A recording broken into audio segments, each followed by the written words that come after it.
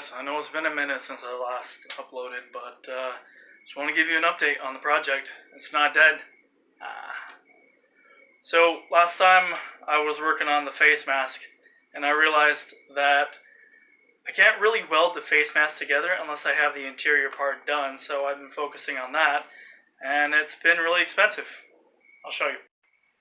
Keep in mind this next part is just a prototype, so the more I work on it, the better off the final project will be. So stay in there. This project is a little weary, but at the end of it, it's going to be worth it. So let me flip you around and show you what I got so far. I plan to put as many sensors in the face as much as I can, give it that superhuman might.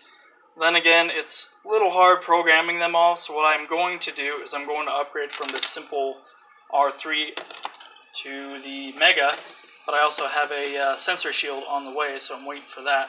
As of now, the only thing that we do have set up is an inner face mask, to which I've installed interior fans. Let me tell you, once you put this thing on, it's beautiful. But interior fans, I got OLED screens. Not sure how many I'm going to need for all these sensors, but they're going to be installed there once it's complete. I also bought all these micro servos to control a lot of the interior aspects of the face mask.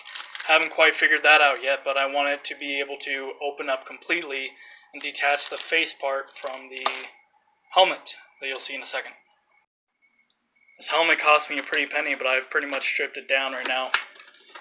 The face part you just saw is just going to attach right in there. It already has a Bluetooth option, and the headset is already synced right up in there.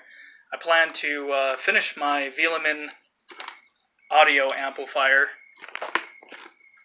with my soldering station and attach that with a secondary speaker for me to listen into. If you're wondering why I haven't done any welding or worked on the frame at all, it's because I keep redoing it. At first I wanted 1/2 inch by 1/2 inch steel bar, but then I realized that's not going to be strong enough. So I upgraded from, again, this 1/2 inch to 1/2 inch to solid 1 inch by 1 inch. So that's going to be a heavy frame, but definitely worth it. The old hand is doing fine. I've been using it as a reference. But also, I've upgraded with the linear actuators. Beforehand, it was just these 225-pound one. I thought, that's plenty strong, but why not go big and get the 1,320-pound linear actuators?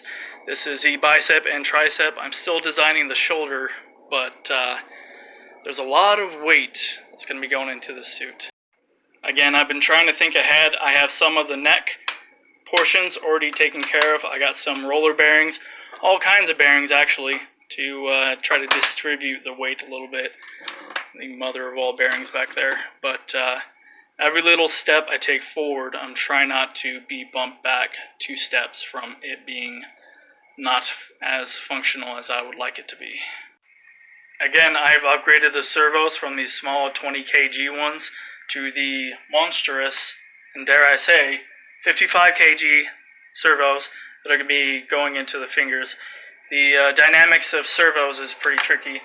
It gets weaker the longer it gets out. I believe it's up to 10 centimeters, and it's just completely dissipated. So I need to figure that out. It's a lot of engineering that I'm just tampering with.